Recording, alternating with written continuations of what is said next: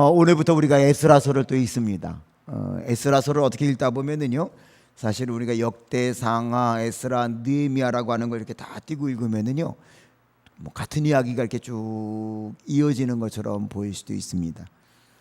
실제로 또 에스라서와 우리가 이어서 읽을 느헤미야서는요, 학자들이 연구한 결과에 의하면 저자도 같아요.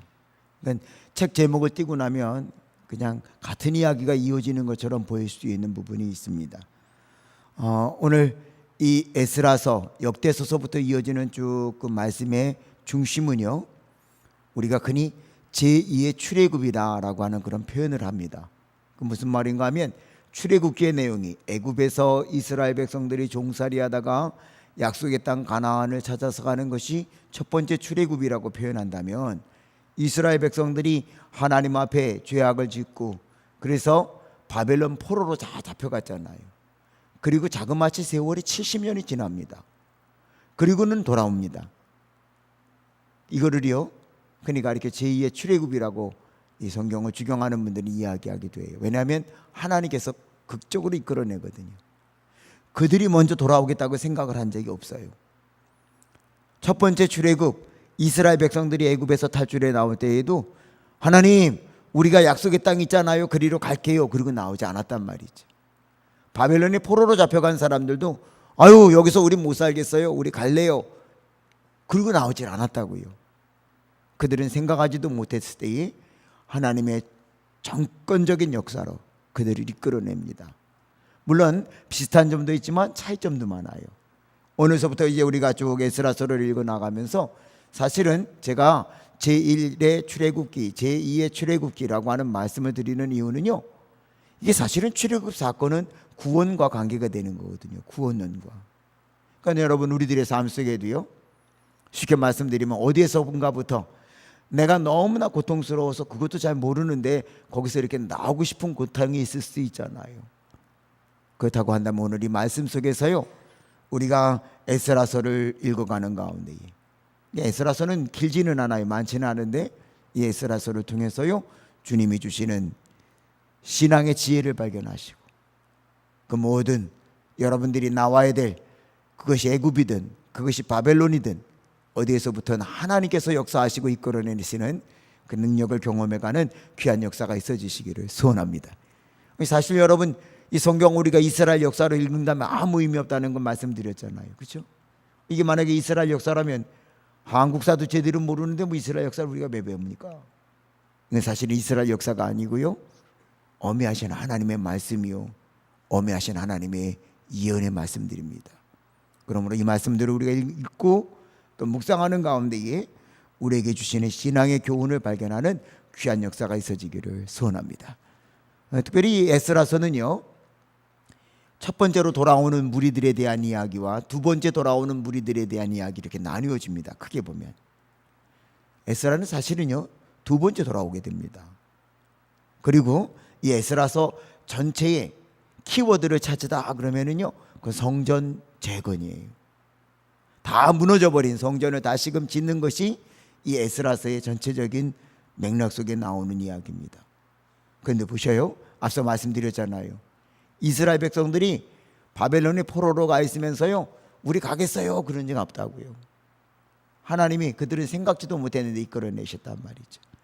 그리고 이제 여러분들 세계사를 여러분들이 공부하셔서 조금은 아시는데, 이게 사실은 세계사의 흐름 속에서도 보면 조금은 도움되는 게, 하나 단어 하나만 여러분들이 세상 사람들이 쓰는 세계사 시간에 배운 단어로 하나는 바꿔도 크게 이해가 되는 게, 바사가 어느 나라인지 아시나요?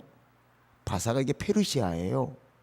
그러니까 바벨론이 망하고 페르시아가 등장하고, 그 페르시아의 왕 고레스가 지금 이스라엘 백성들을 가라고 하는 거예요. 근데 오늘 특별히 1장 말씀에서요, 우리에게 주는 하나의 귀중한 단어가 있습니다. 그 뭔가 하면요, 감동이에요. 뭐라고요? 감동. 하나님이 감동시키니까는요, 상상하지 못한 일이 벌어져요. 오늘 바라기는요, 오늘도 우리들이 한나라의 세상을 살아갑니다. 여러분들이 어디를 가든 무엇을 하든 여러분들이 만나는 사람들, 하나님이 이미 감동시켜 놓으셔서, 또 여러분을 하나님이 감동시켜 주셔서 상상하지 못했던 일들을 경험해가는 역사가 있기를 주의 이름으로 축원합니다. 오늘 말씀을 보면은요, 하나님이 감동시킨 무리 세 무리가 있어요. 그 세 무리라고 하는 중에 하나는 한 개인인데, 먼저는 하나님이 이 페르시아의 왕 고레스를 감동시켰다고 하는 말씀이 나옵니다. 우리 한번 1절에 같이 한번 읽어보실까요? 1절 말씀입니다. 시작. 바사왕 고레스 원년에 여호와께서 예레미야의 입을 통하여 하신 말씀을 이루게 하시려고 바사왕 고레스의 마음을 뭐 하셨어요? 감동시키심에 그가 온 나라에 뭐 했어요? 공포도 하고 조소도 내려 이르되 그랬어요. 하나님 대단하신 거예요. 아니 감히 포로로 잡혀와 갖고요, 나라가 바뀌었어요. 바벨론 때 붙잡혀 왔는데 나라가 바뀌었다고요. 나라가 바벨론이 이제는 망했어요. 페르시아라고 하는 강대국이 승리했단 말이죠. 그런데 그 하잘것없는 이스라엘 백성들을 향하여 하나님이 말씀하시는데, 이 대제국 바벨론을 멸망시킨 그 대제국의 왕의 마음을 하나님이 감동시키셨다는 거예요. 할렐루야. 오늘도 여러분, 우리들이 이 세상을 살아가는 동안에 내 힘으로는 해결할 수 없는 게 훨씬 더 많잖아요. 그렇죠? 사실은 내가 노력해서 해결할 수 있는 건 그 큰일 아니잖아요. 내가 해결할 수 있는데 안 하는 건 내가 게으른 거지, 내가 나쁜 거죠. 근데 세상을 살아가다 보면은요, 내 힘으로는 해결할 수 없는 일들이 더 많아요. 더 많아요. 지금 황교안 국무총리, 지금 대통령 직무대행을 하는 양반이 국가조찬기도회에서 말 한마디 한 게 계속 뉴스에 나오더구만요. 난 그분을 이해해요. 우리 신앙인들, 사람이 자기의 길을 계획할지라도 그의 발걸음을 인도하시는 분은 여호와 하나님이시니라. 이거 모르는 사람이 어디냐 말이죠. 근데 그 말을 했더니 저거 대통령 나오려고 저 소리 했다고. 몰라요. 난 그분의 마음은 어떤지 모르지만 난 그분의 신앙을, 그 주변에 있는 사람들 이야기를 들어보니까 그래, 그분의 그 신앙의 고백일 거예요. 우리가 아무리 계획해봐요, 하나님이 우리를 인도해 주지 않으면은요, 아무 소용없단 말이에요. 이스라엘의 역대 왕들의 이야기를 우리가 다 봤잖아요. 괜히 까불다가 다 죽었어. 자기 멋대로 까불다가 다 죽었어요. 사람 의지하다가 망했고요, 강대국 의지하다가 망했단 말이죠. 근데 여기 오늘 말씀을 보십시오. 아니 페르시아의 왕이 이스라엘 백성들 중에 그 누구도 가고 부탁하지 않았는데 하나님이 그 마음을 감동시키니까는요, 결론을 이야기하면, 야 이스라엘 사람들 너희들 빨리 가. 그리고 오늘 말씀을 보니까 바벨론 왕국이 이스라엘을 멸망시키고요, 그리고 거기서 전리품으로 다 가져온 거, 야 그 창고 열어가지고 이스라엘 바벨론이 망하게 하고 가지고 왔던 거 다 돌려라 줘라 그래갖고요, 여기 물품 목록 보니까 엄청난 걸 그냥 다 내주고 있잖아요. 이거 사람이 할 수 있어요? 사람이 부탁해서 할 수 있는 일이 아니란 말이죠. 하나님이 역사하시고 하나님이 고레스의 마음을 감동시키니 이 놀라운 일이 나타난 줄로 믿습니다. 하나님이 고레스의 마음을 감동시키니까 이 고레스가 어떤 일을 하는 줄 아십니까? 2절 3절 여기 오는 말씀을 그냥 그대로 읽는 게 더 우리에게 은혜가 되는데 다시 읽어드릴게요. 한번 들어보셔요. 바사왕 고레스는 말하노니 하늘의 하나님 여호와께서 세상 모든 나라를 내게 주셨고, 아니 세상에 어떻게 이방 나라의 왕이 이런 말을 하냐 말이죠. 내가 페르시아 제국을 세우고 페르시아가 바벨론도 싸워서 이기고 이렇게 한 거 내가 한 게 아니야. 하나님이 내게 해주신 거야. 누가 한 말이에요? 이방 나라 페르시아의 왕이 지금 그러고 있단 말이죠. 왜요? 하나님 감동시키니까. 하나님 감동시키니까. 또 무슨 말을 하고 있습니까? 나에게 명령하사 유다 예루살렘에 무엇을 하라고요? 성전을 건축하라고 말이죠.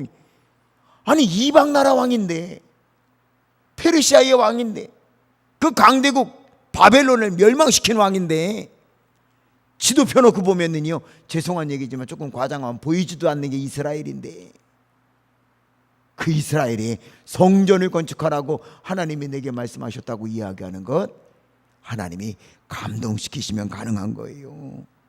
더더군다나 여기 오는 말씀 3절에 보니까는요, 3절은 같이 한번 읽어보시죠. 3절입니다. 시작. 이스라엘의 하나님은 참신이시라. 너희 중에 그의 백성된 자는 다 유다 예루살렘으로 올라가서 이스라엘의 하나님 여호와의 성전을 건축하라. 그는 예루살렘에 계신 하나님이시라. 아멘. 누가 한 말이에요? 고레스가. 그 사람이 누구예요? 페르시아의 왕이에요. 왜요? 하나님 감동시키니까. 하나님 감동시키니까. 오늘 여러분이 오늘 이 한날도 살아가는 동안에 여러분의 마음대로 여러분의 힘으로 할 수 없는 분이 있습니까? 걱정하지 말아요. 하나님 앞에 기도하셔요. 하나님이 그들을 감동시키면 한순간에 바뀌어서요, 그들의 입을 통하여 하나님 영광을 드러나게 해주실 줄로 믿습니다. 세상에 고레스가 이 말을 할 줄이야 누가 알았습니까? 고레스가 입을 열어서 내가 왕이 된 것, 내가 이 나라를 다 정복한 거 하나님이 해주셨어. 이스라엘 백성들 다 가서 성전을 지어라. 너희가 믿는 하나님이 진짜 하나님이다. 아니, 세상에 이 말을 할 줄이야 누가 알았나 말이죠. 하나님 감동시키면 상상하지 못했던 일들이 우리에게도 나타나게 되어질 줄로 믿습니다. 또 하나, 이제 여기 오는 말씀을 보니까는요, 하나님이 감동시킨 사람들이 있어요. 누구를 감동시켰는가 하면은요, 여기 오늘 이렇게 말씀이 기록되어져 있습니다. 오늘 우리 4절도 같이 한번 읽어보실까요? 4절의 말씀입니다. 우리 4절부터 한 절도 읽으시죠. 시작. 그 남아있는 백성이 어느 곳에 머물러 살든지 그곳 사람들이 마땅히 은과 금과 그 밖의 물건과 짐승으로 도와주고 그 외에도 예루살렘에 세울 하나님의 성전을 위하여 예물을 기쁘게 드릴지니라 하였더라. 이게 무슨 말인가 하면요, 페르시아 제국에 있는 사람들 이렇게 하라고 이야기한 거예요. 근데 제가 이제 여러분에게 한번 여쭤볼게요. 박근혜 대통령이 여러분 뭐 일본이 미운 나라지만 일본 좀 도와줍시다, 돈 내라고. 그럼 맘대로 내요? 아니야. 내고 싶으면 없어 안 내도 돼요. 그런데 여기 오늘 말씀을 보니까 6절에 이렇게 말씀이 기록되어지고 있어요. 6절입니다. 한번 6절을 같이 읽어보세요. 시작. 그 사면 사람들이 은그릇과 금과 물품들과 짐승과 보물로 돕고 그 외에도 예물을 어떻게 드렸어요? 기쁘게 드렸더라. 이게 누구예요? 페르시아 사람들이. 페르시아 사람들이 이스라엘 사람들이 돌아가는데 말이죠, 기쁘게 꾸미 은금 보화를 다 싸줬다는 거예요. 여러분들 혹시 출애굽, 첫 번째 출애굽의 사건의 이야기도 생각을 해보셔요.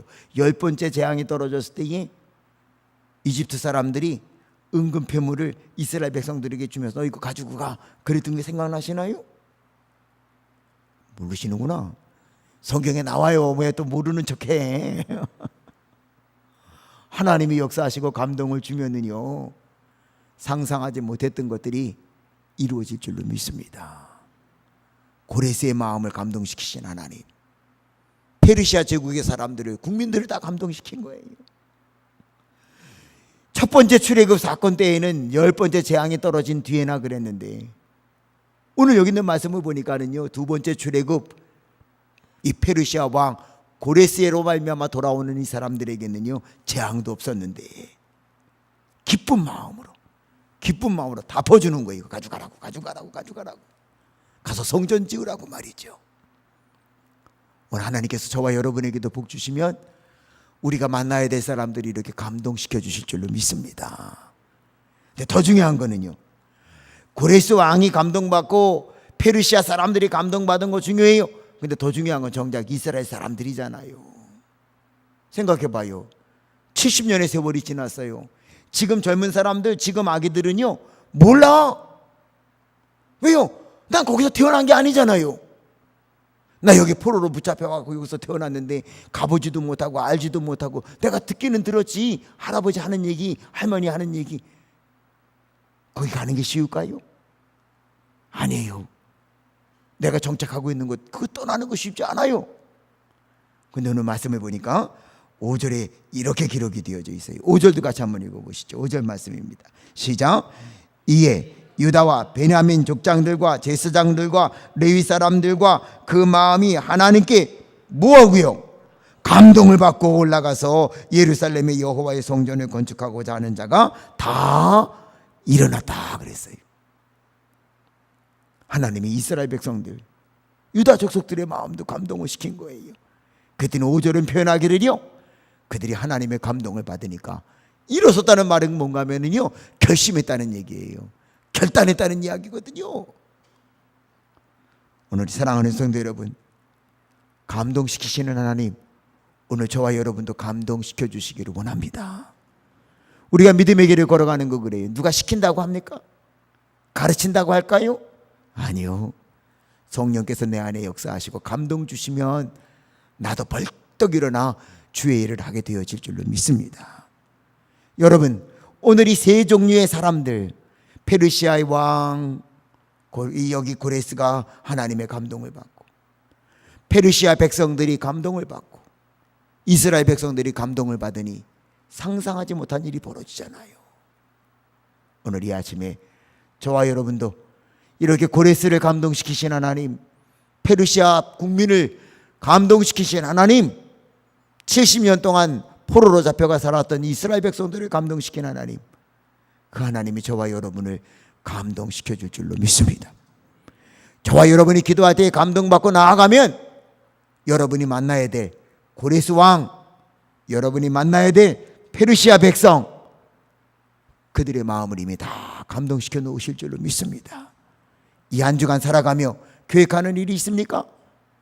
내가 아무리 계획해도요, 내 발걸음 인도하는 것은 하나님이에요. 오늘도 우리들이 간절히 기도함으로 이 한 날을 시작하고 기도함으로 이 한 주간을 살아갈 때에, 오 주여, 고레스를 감동시키셨듯, 페르시아 국민을 감동시켰듯, 이스라엘 백성들을 감동시켰듯 나를 감동시켜 주시고, 내가 만나야 될 사람들을 감동시켜 주시고, 내 환경을 감동시켜 주시옵소서. 기도하여 승리하는 저와 여러분들이 되어질 수 있기를 주의 이름으로 축원합니다. 오늘도 이 말씀을 의지하셔서요, 간절히 기도하시다가 자유롭게 돌아가셔서 승리하는 한 날이 되시기를 바랍니다.